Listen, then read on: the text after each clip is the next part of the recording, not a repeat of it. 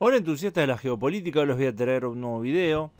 Vamos a hablar un poco de geopolítica y de las distintas posturas de las potencias con respecto a la dominación o por lo menos la hegemonía mundial. Si vamos al bloque oriental, tenemos una situación interesante. Porque si bien hay cada vez más cooperación entre Rusia y China, tenemos que no es una relación simétrica para nada. Si vamos a la historia, tenemos que durante la época en la cual el comunismo estaba en expansión, el socio mayor entre Rusia y China era Rusia. Stalin era el líder comunista mundial y Mao respetaba mucho a Stalin y la Unión Soviética era más desarrollada que China. Hoy en día la relación cambió durante lo que fue la época de la guerra de Corea, por ejemplo. Tenemos que Kim Il-sung, el líder comunista coreano, lanzó su ataque contra el sur, intentando lo que sería la reunificación de la península, con la ayuda de Stalin. Stalin sabía todo esto, apoyó a la Corea comunista, pero Mao no. Mao tuvo que reaccionar a esto. Hoy en día la situación no es así. Hoy el socio más fuerte en la relación es China. China tiene una economía más fuerte. China está muy desarrollado para lo que era comparativamente, incluso a estándares mundiales. Está bastante bien, teniendo en cuenta lo rápido que fue el desarrollo, la cantidad de gente que tuvo que incorporarse a las ciudades, a la modernidad, a las fábricas, a toda esta cuestión. Entonces vemos que Rusia está haciendo un juego muy interesante con Corea del Norte. Y a diferencia de la relación que tiene con China, porque con China hay una alianza estratégica, pero no hay una alianza militar. En cambio, entre Rusia y Corea del Norte sí hay una alianza militar. También tenemos una alianza militar entre China y Corea del Norte, pero es una alianza bastante antigua. No sé si realmente se está respetando esa alianza. Sin embargo, hay nuevos acuerdos firmados entre Rusia y Corea del Norte ahora, lo que hace que su alianza militar sea efectiva ahora ya. Ahora mismo esto está sucediendo. De hecho, gracias a esa alianza militar firmada hace poco, tenemos que los soldados coreanos del norte, por lo menos están hablando de algunas decenas de miles, fueron a pelear a Ucrania. Están peleando actualmente en Ucrania. Mientras que soldados chinos no hay ninguno en Ucrania. Entonces vemos como en el bloque oriental realmente no hay una coordinación tan efectiva entre sus miembros, a diferencia del bloque occidental. El bloque occidental, ahora si vamos un poco para ese lado, está claramente dirigido por Estados Unidos. No hay ninguna duda de por quién está dirigido. Si vamos a lo que es económicamente, el centro de poder está en Estados Unidos. Estados Unidos que tiene acuerdos comerciales con gran parte del mundo, y militarmente está dirigido por Estados Unidos a través de la OTAN. Entonces tenemos algo muy coherente que se enfrenta a Oriente. También hay alianzas militares con Australia en la angloesfera, lo que hace que la coordinación sea mucho más fácil, mucho más simple, teniendo en cuenta lo dominante que es Estados Unidos en la relación con los otros países occidentales. Entonces, no es lo mismo. Es mucho más ordenado el tipo de organización que tiene Occidente que la organización, o por lo menos los intentos de organizaciones que hay en el bloque oriental. Ahora, tenemos que hay cambios internos en lo que sería Estados Unidos y por consiguiente en Occidente. Con la llegada de Donald Trump nuevamente al poder, tenemos que claramente hay un cambio en lo que es la percepción de las distintas élites estadounidenses con respecto a esta nueva manera de hacer política. Tenemos que gran parte de lo que era la elite de Silicon Valley, que era hostil a Trump, ahora lo apoya. Y esto pasa en otros sectores económicos también, que veían con malos ojos el proteccionismo de Trump, pero ahora lo ven con buenos ojos. Y esto tiene que ver con el cambio en la relación económica entre China y Estados Unidos. Este video es patrocinado por mí. Si quieren apoyar al canal pueden unirse a Patreon, pero además ahora pueden comprar mis 2 libros. Uno, el ensayo sobre la raza humana en la era final, más un libro de ficción. Es un combo, los vendo los 2 juntos. Link en la descripción para obtenerlos. Dado que China ya quiere cumplir un rol mucho más importante del que venía cumpliendo, y tiene iniciativas para expandir su influencia comercial principalmente, a través de la nueva ruta de la seda, acuerdos comerciales con distintos países del mundo. Entonces, Estados Unidos está viendo, o se está viendo amenazado, por lo que las políticas proteccionistas anti-China ahora están siendo apoyadas masivamente por el establishment o por los distintos sectores del establishment estadounidense. Esto lleva también a que se empiece a ver con buenos ojos una política más autoritaria, una política menos democrática, que bueno, todavía hay un largo camino por recorrer si es que se quiere llegar a eso, pero las puertas ya están abiertas para que algo así empiece a suceder. Y si llega a pasar algo así en Estados Unidos, donde veamos el fortalecimiento de la figura presidencial, del poder ejecutivo, veamos esta especie de neofascismo light, o un neofascismo capitalista liberal, entonces esto va a repercutir en los estados más débiles de Occidente y principalmente en Europa. Entonces hay un cambio fundamental interno en Estados Unidos, tanto en la opinión pública como en el establishment, en este, que está marcado en el enfrentamiento con China, al que ven como una amenaza, como la principal amenaza hoy en día, más que a Rusia. Bueno, la cuestión de Rusia, volviendo un poco acá, es difícil porque Rusia, el establishment político ruso y también la población rusa, seguían en gran parte por el resentimiento de haber perdido la Guerra Fría, por el sentimiento de haber sido humillados. Entonces, vemos que tomaron decisiones mucho más apresuradas y, a mi entender, equivocadas, esto cada cual podrá sacar su conclusión, lo que hace que sea más peligrosa esta Rusia en busca de reivindicarse como imperio, como potencia.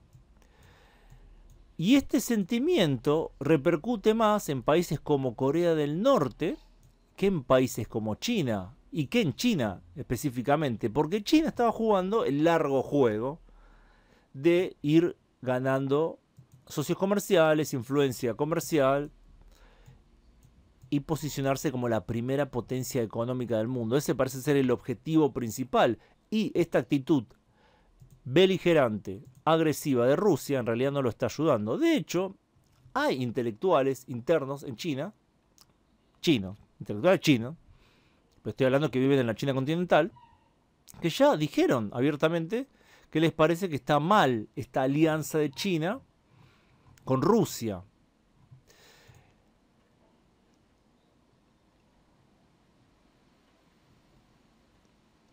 Y que creen que puede debilitar, de hecho, la posición china, ya que Rusia se convirtió en una especie de estado paria, y esto haría que China empezaría a perder estas buenas relaciones que tiene con gran parte del mundo. Buenas relaciones que no comparte con muchos de sus vecinos, ¿no?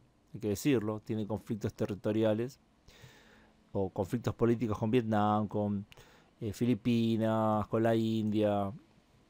Es un país que tiene una mala fama en su vecindario, de alguna manera. Pero a nivel mundial está ganando y sigue ganando, de hecho, muchísimo en su imagen positiva y en su influencia comercial. no tanto así militar, porque habían apostado por otra cosa. Rusia sí apuesta por lo militar. En ese sentido, es posible vislumbrar que en esta oleada autoritaria y neo-autoritaria que estamos viviendo hoy en día, haya un acuerdo, y esto lo pongo como una posibilidad, entre Trump y Putin para terminar con la guerra de Ucrania.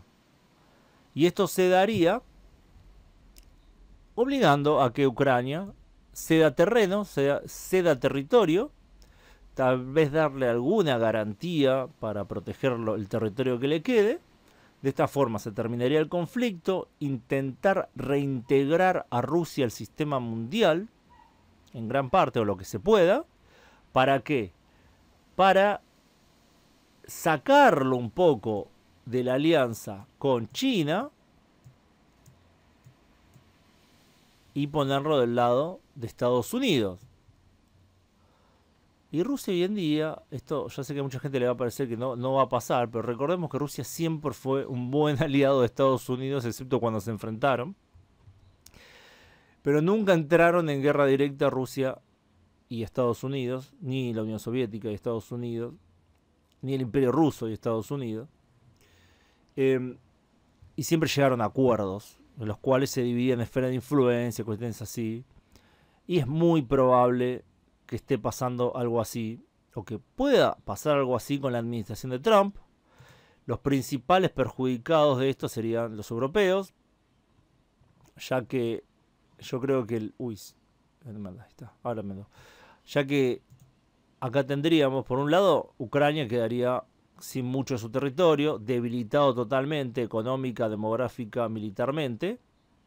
Después veríamos, bueno, que países como Alemania, si nos concentramos en eso, están debilitados económicamente de manera muy fuerte, dependiendo cada vez más de Estados Unidos, al igual que gran parte de Europa, y Rusia fortalecida, una Rusia que se empezaría a lamer las heridas, intentar recomponerse, ya con cierta alianza, por lo menos tácita, con Estados Unidos, mientras Europa cae o bajo la sombra de Moscú. Yo creo que eso se va a limitar probablemente a lo que sería, lo que ya está hoy en día, Bielorrusia, Ucrania, debilitarlo para que sea un estado fallido. En Georgia intentar también que candidatos pro Moscú ganen, lo mismo que en Moldavia y en algunas zonas de Europa Oriental donde se pueda. Aunque creo que el premio mayor de los ideólogos de Moscú está en Alemania. La idea sería que Alemania o Francia, porque en Francia gane Le Pen, por ejemplo, y recomponer las relaciones económicas con estos países. Y hay que entenderlo, Europa estaría nuevamente bajo esta alianza tácita americano-rusa. Y bueno, Europa entonces sería uno de los grandes perdedores de esto, si es que llega a suceder. Y el otro gran perdedor sería China, ya que la guerra comercial contra Estados Unidos se fortalecería. Y veríamos un nuevo frente chino en lo que sería la parte económica, no sé si tanto en la parte económica, pero por lo menos geopolítica con Rusia, una Rusia más neutral. Si es que Trump le da lo que quiere a Rusia, Rusia yo creo que puede irse para el lado americano, por lo tanto China quedaría sin uno de sus socios principales y ya se intentaría socavar ese poder económico invirtiendo en India. Ya eso está pasando, invirtiendo también en Vietnam, algo que también ya está pasando, y tal vez abrir algún otro nuevo país para ir desfinanciando a China, y ya China debería ir totalmente por su propia expansión del capital, tanto en el mercado interno como mundial, pero ya sin el apoyo de los capitales japoneses, de los capitales estadounidenses, de los capitales europeos. Ahora, sobre los capitales europeos, igual eso es más complicado porque son muchos países y eso, bueno, varía muchísimo. Pero bueno, ese puede ser el panorama que se está abriendo actualmente, todavía es muy pronto para decirlo, hay que ver, tal vez los halcones de Washington ganan y la hostilidad contra Rusia continúa. Rusia de esa manera se vería aún más presionado para afianzar sus lazos con China. China está dubitativa con respecto a la alianza con Rusia, eso es evidente.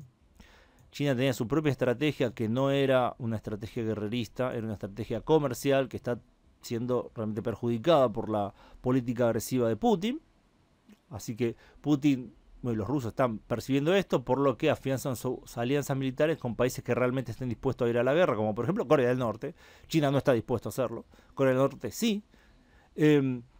Entonces la situación del bloque oriental es dubitativa y la situación del bloque occidental está virando hacia cierto populismo neo-autoritario, pseudo-autoritario, pro-autoritarismo, algo así. Todavía estamos bastante lejos, pero es bastante probable que estas opciones electorales más de derecha, más nacionalistas en algunos aspectos, ganen y estemos entrando en una etapa más autoritaria en el mundo,